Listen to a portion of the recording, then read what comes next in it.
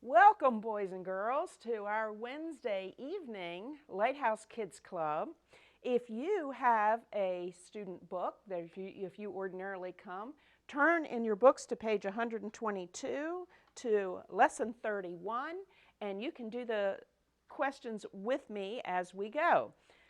Today, we're going to talk about what happened when the people actually got to the edge of the land that God had promised them. He took them out of Egypt where they were slaves, and He took them to the Mount Sinai, where He had talked to Moses out of the burning bush. And He gave them instructions on how He wanted them to live and how to do. He gave them the 10 Commandments and a lot of other laws as well. And then He gave them instructions on how to build a tabernacle, a place where He could meet with them and a place where they could offer their burnt offerings to Him. Finally, God led the people to the edge of the land that He had promised to give them. At last, here we are! How exciting! Can you imagine how excited they were? It had been about 2 years since they had been in Egypt, and they had been in the desert living. Had been slaves. They were pushed around. They were beaten their entire lives. They watched as God soundly defeated the Egyptians. God opened the Red Sea for them so they could walk through on dry ground, and gave them water in the desert where there wasn't any water. They gave them manna, which was bread from heaven when there was no food out there to eat. And God promised them a land where they could flourish. He called it a land that was flowing with milk and honey. And at last they were here. He gave them instructions. He said, Moses, I want you to select a leader from each of the 12 tribes of Israel, somebody that would go into the land. So those 12 men would go into the land of Canaan and bring back a report. And they were told just what to look for when they got in there. Is the land good or bad? How's it look? Are the people weak or are they strong? Are they few or are they many? Are there strong cities with walls or do the people live in tents? Is the land fat or lean? That means they should see if it's going to grow good crops for them. Are there trees growing with fruit? Are there trees growing that they can cut down and use to build houses? And God also told them, bring back some fruit to show the people what the land will grow. Just at that time was when the first ripe grapes come in season. Oh boy, the people waited. The men went in to the land for 40 days, and the people waited outside the land. They didn't have cell phones. The men couldn't call back and say, hey, we're over here and we're looking at this and that and the other. They couldn't do that. They couldn't email them. They couldn't send any pictures. They just waited. 40 days. That's more than a month. My goodness, the people waited all that time. And they looked around. Those men looked around. They saw the cities where the people lived. They looked at the people. They saw the fruit. They cut down one cluster of grapes to bring back to the people. They attached it to a pole. It was so big that 2 men carried it on a pole. They brought pomegranates and figs. They wanted the people to see the fruit that grew in this land. So they came back to give the people their report. We brought back these grapes. Can you imagine? Have you ever seen such a huge cluster of grapes? This is the kind of stuff that's growing in this land. It is unbelievable. And pomegranates. You might not even know what a pomegranate is, but this is a pomegranate. It has inside it like little balls of juice. They're really good inside this pomegranate. And figs. The figs are growing in this land. All this fruit is growing. It is beautiful. There is no question that the land is a good land. All this fruit that we can see. They were amazed at how big those grapes were. The pomegranates and the figs were beautiful fruit. They were so excited. Can you imagine how excited they were? I can see them waiting for the men and see them coming back. Oh, here they come, here they come. I'm so excited. And they listened to this good report. They said, just like God told us, the land surely does flow with milk and honey.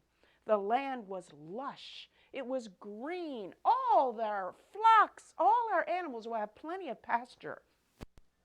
It was so beautiful. As the men gave their report, they could see how excited all the people were becoming. But after a little bit, they started saying, but wait a minute. Wait, the land is beautiful. The fruit is beautiful. But oh my goodness, the people in there are so big. They are so big that we look like grasshoppers next to them. Not only that, they live in big cities with high, strong walls. There is no way we can defeat this people and take this land from them. No way. Well, not all of them said that. There were two men, two of the spies that believed them, that believed God and said, we need to go in and take this land. However, there were 10 that did not believe. Not all the spies wanted to say that they couldn't take the land. Joshua and Caleb were the two men that believed that God could defeat those people in that land and let them go in. We need to move forward. God told us to go in and take this land. They said the people of Israel can come and can overtake this land because the people in there have no defense. We have God. We have God. The land is beautiful. If God is pleased with us, if we would believe him and obey him, he'll be pleased with us and give us that land. All we have to do is believe him. The people started to complain. We might as well have stayed in Egypt. What did you bring us out here for? And some of them said, let's make a captain and go back to the land of Egypt. Oh my goodness, how foolish that would have been. They were slaves there. And they said, we shouldn't have listened to Moses. We shouldn't have even listened to him. We shouldn't have followed him. So the people did not believe God. Unbelief. God is very displeased when we just don't believe him.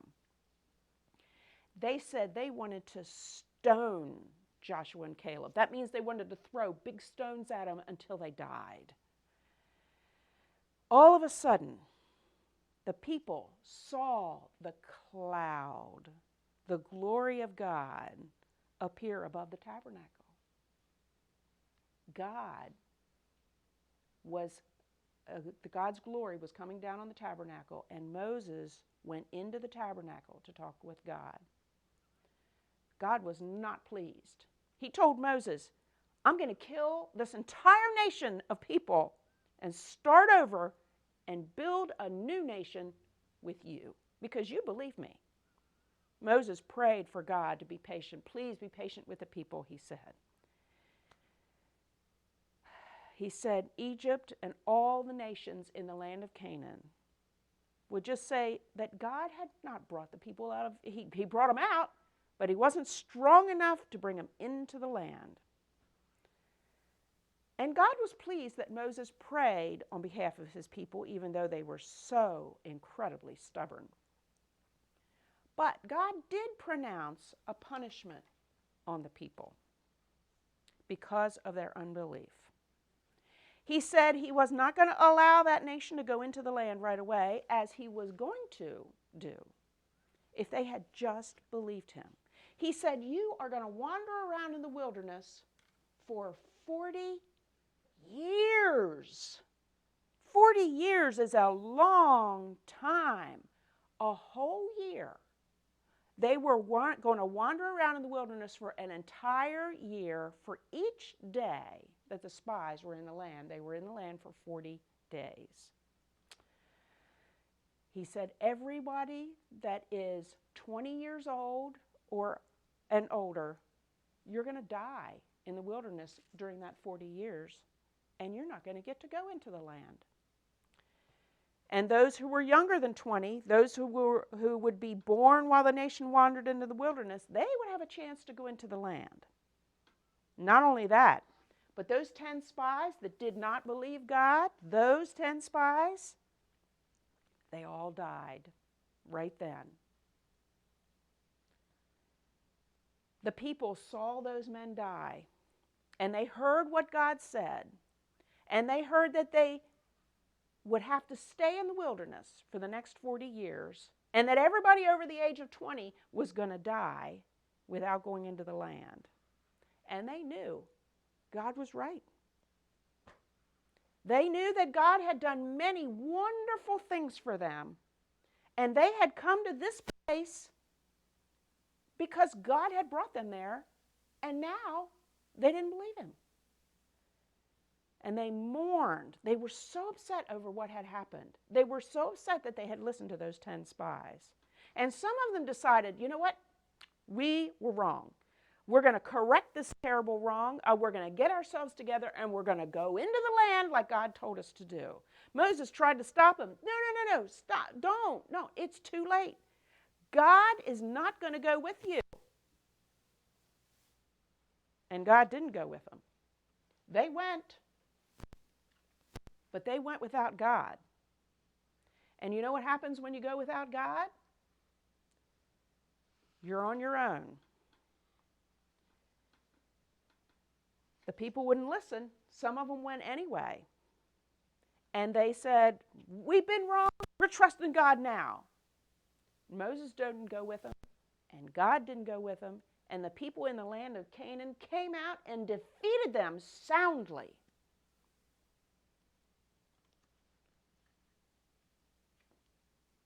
They didn't believe God, and now they decided to disobey God. The land that God had promised them was great, just like God said it would be. It was greater than they could have imagined. And the people got to the land, and it was so wonderful, but they were afraid. They were afraid of the people. They were afraid of the walls around the city. Were the people and the walls in that land stronger than God? Of course not. Most of those people in the nation of Israel did not get to see the land. Only the 12 spies got to see it. The rest of the people knew the land was great just because of the fruit of the land.